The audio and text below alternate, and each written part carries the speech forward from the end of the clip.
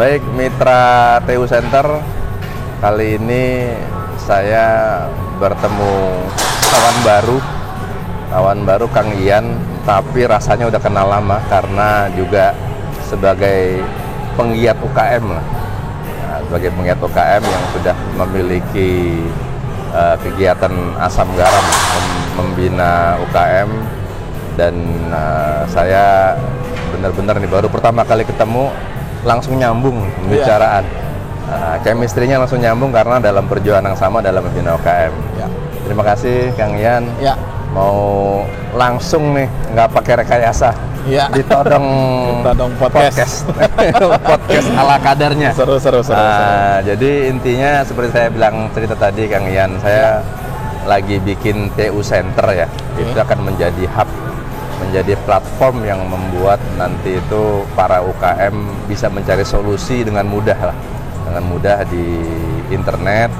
Nah, menggabungkan seluruh data, mengumpulkan seluruh data akan kita usahakan satu persatu data-data mengenai pembina UKM dan juga para penggiat UKM untuk dapat bergabung.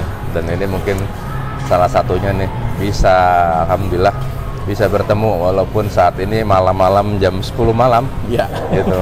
Dan perjalanan habis ini langsung ke Bandung ya Kang? Betul. Saya tinggal. Jadi mungkin Kang Ian bisa cerita gimana ini ya kegiatan pembinaan UKM yang Kang Ian sudah pernah laksanakan. Baik teman-teman semua, salam kenal seluruh Indonesia ini. TU Center akan besar seluruh Indonesia, mungkin sampai ke internasional ya. Amin ya Rabbal. Jadi terima kasih banget untuk kesempatannya nih Pak Ud. Kita boleh berbagi tentang UMKM dengan harapan UMKM Indonesia ini bisa makin maju, nggak cuman jadi headline berita tapi begitu-begitu aja ya. Gimana perannya UKM udah membantu pandemi kemarin dan beberapa kali krisis Indonesia, UMKM tetap bertahan, bahkan malah tambah banyak gitu ya. Nah, saya cerita sedikit tentang background UKM saya gitu. Jadi semuanya bermula tahun 2016. Saat itu sebenarnya saya di corporate gitu ya. Saya di salah satu perusahaan pembiayaan yang cukup besar di Indonesia. Sebelumnya juga saya pernah di retail, ya di retail cukup lama. Kemudian saya tergerak gitu, kebetulan ketemu beberapa teman di Makassar. Di Makassar mereka ini para pendiri asosiasi UMKM. Dan kebetulan juga saat itu hobi saya adalah utak-utik desain lah ya. Ketemu dengan teman, minta didesainkan kemasan. Awalnya sebenarnya sesederhana itu aja. Akhirnya saya coba bantu, kemudian saya dipertemukan dengan asosiasi ini, terjadi chemistry lah gitu ya. Sampai kemudian singkat cerita saya dilibatkan beberapa kegiatan mengenai UMKM. Saat itu saya masih hanya membantu mengenai desain-desain sederhana yang terus terang itu saya belajar otodidak aja gitu. Yang penting tampilannya cakep lah gitu ya. Ya biasa-biasa aja. Nah, seiring berjalannya waktu 2017 kita dapat kesempatan, asosiasi kami ini namanya Asosiasi UKM Mutiara Timur ya dari Makassar. Kita dapat kesempatan untuk handle program CSR dari PT Vale Indonesia di Kabupaten Luwu Timur, Sulawesi Selatan. Nah, tugas kami adalah mendampingi UMKM, ya, mendampingi UMKM yang telah mereka bina dan juga masyarakat di sekitar wilayah pemberdayaan PT Vale ini, gitu. Nah, akhirnya kami mulai dengan survei seperti itu. Kita cek apa kebutuhan UMKM, problemnya apa. Kemudian akhirnya kita bikinkan sebuah program. Kita desainkan program. Dan terus terang support PT Vale saat itu luar biasa. Kita diberikan kebebasan mau explore dengan cara apapun. Kita diberikan kebebasan. Ekspor ini UKM-nya gitu. Ya, explore. Tidak mau pakai program cara apapun silakan gitu kan. Sehingga akhirnya kami menemukan satu metode bagaimana kami mendampingi UMKM lewat satu program yang namanya Sekolah UMKM. Jadi kalau browsing di Google, ketik Sekolah UMKM, itu akan muncul berita kami. Di PT Vale melakukan pendampingan UMKM. Konsepnya adalah bimbingan UMKM. Nah, UMKM ini kita data, kita buka pendaftaran seluas-luasnya untuk masyarakat di sekitar perusahaan. Kemudian kita buat kurikulum. Setiap bulan saya bikin pelatihan, kemudian selesai pelatihan kita punya fasilitator. Itu berapa yang ikut tuh, Kang Ian? Pertama sih pendaftarnya belum banyak ya, hanya nggak nyampe 100-an lah, nggak nyampe 100. Ya, 4 kecamatan, Pak.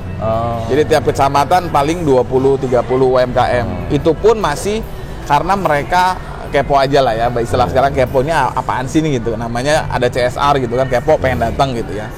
Tahun pertama tidak banyak, tapi di situ kita sudah mendampingi 1-2 UKM yang serius.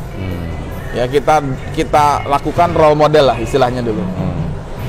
Nah, program ini berjalan dari 2019 sampai 2021.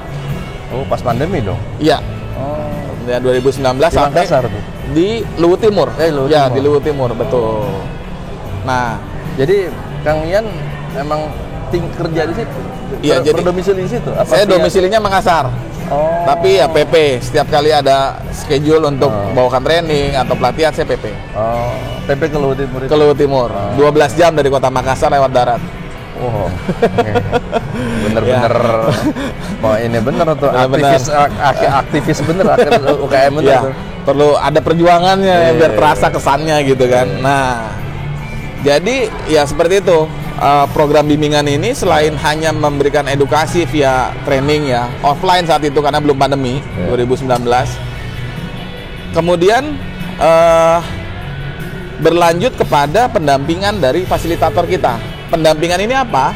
Setiap minggu rutin dikunjungi UKM ini untuk dipantau usahanya. Jadi kita buatkan semacam rapor, terus step by step usaha UKM harus ngapain, gitu kan? Kemudian kita evaluasi. Kalau mereka mentok, mereka bisa konsultasi langsung. Ya, jadi UKM ini targetnya adalah naik kelas. Kita bikinkan kelas, gitu. Kelas dari mulai wirausaha baru atau pemula, kemudian menuju mandiri sampai mandiri. Itu ini bidangnya apa aja tuh dari 100 itu kira-kira? Semua, tapi kebanyakan olahan komoditi. Karena memang strong point kami saat itu adalah kita beberapa rekan ya, itu punya pengalaman di UKM juga, pengalaman punya usaha bikin keripik. Kalau di Makassar itu ada namanya Jalangkote ya, pastel gitu ya. Dia usaha pastel dari sekolah-sekolah dan segala macamnya. Sementara saya sendiri keluarga udah di F&B, udah dari nenek moyang, gitu. Keluarga kuliner di Bandung gitu kan. Jadi kita saling sharing.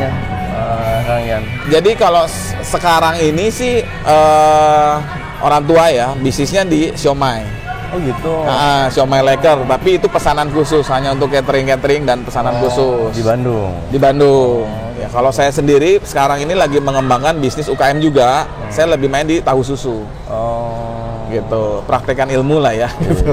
Nah, seperti itu. Nah, jadi kurang lebih di sana dari yang 100 tumbuh 200, 300 sampai terakhir kita hampir mencapai 600 UKM. Wow. 600 UKM dari 4 kecamatan. Dalam waktu 2 tahun. 2 tahun. 2 sampai 3 tahun lah gitu. Dan ini terus berkembang karena ternyata permintaan itu bukan cuma dari Luwu Timur aja. Karena pandemi ya kita melakukan perubahan lah ya di pandemi, kita menyesuaikan dengan kelasnya yang tadinya offline jadi online. Ya kebayang dulu kita berpikir ini ibu-ibu ya, ibu-ibu rumah tangga di pelosok ngerti nggak nih online? Ternyata banyak peminatnya. Dan kelas itu berkembang karena di bimbingan UKM ini kita buka. Nggak cuman peserta dari Luwu Timur, ada Makassar, Jakarta, Bandung, Surabaya, Medan, wah semua masuk di situ. Ya akhirnya database-nya udah banyak banget lah. Gitu. Cuman ya secara official di data kami kurang lebih ada 600. Gitu. Cuman peminat kami berapa ya? Ya mereka adalah sendiri dan Instagram kita ada. Kemudian kita buatkan juga websitenya gitu. Nah kurang lebih seperti itulah gitu. Kemudian setelah itu sampai tahun 2021. Sampai tahun 2021. Kemudian habis itu Kang Ian kembali ke kebetulan Bandung. Harus kembali ke Bandung. Program masih berjalan. Jadi ada suksesor kita yang meneruskan di sana. Tetap berjalan. pendampingannya tetap dilanjutkan oleh itu, jadi tetap program CSR-nya pakai CSR-nya PT Vale. PT Vale ya. Betul. Jadi sampai sekarang masih berjalan. Masih berjalan. Nah, jadi nanti mungkin kalau kita mencoba nanti ini, mudah-mudahan kalau boleh nanti tim CSR yang ada sekarang di PT Vale nanti mudah-mudahan kita akan bikin kerjasama dengan TU Center, Boleh. gitu kan, sehingga nanti program-program yang bagus-bagus itu bisa menjadi panduan atau untuk UKM-UKM lain sekitarnya yang mendapat informasi yang lebih lengkap, sehingga makin bisa banyak membina UKM lagi di daerah itu.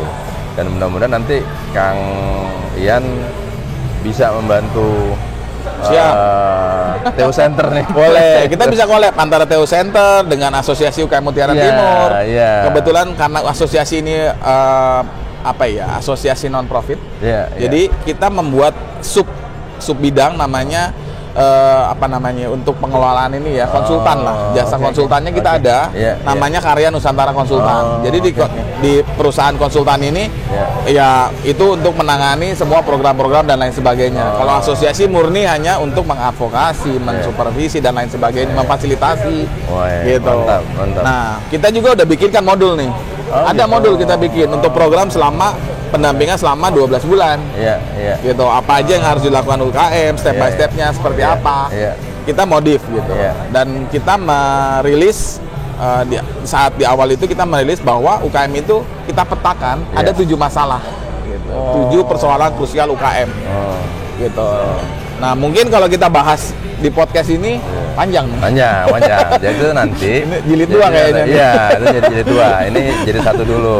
Iya. Nah, nanti habis ini kita setelah nanti platform TU Center nanti siap, mungkin kita akan bikin kerjasama resmi. Betul. Sehingga semua informasi yang ada dari asosiasi apa tadi namanya?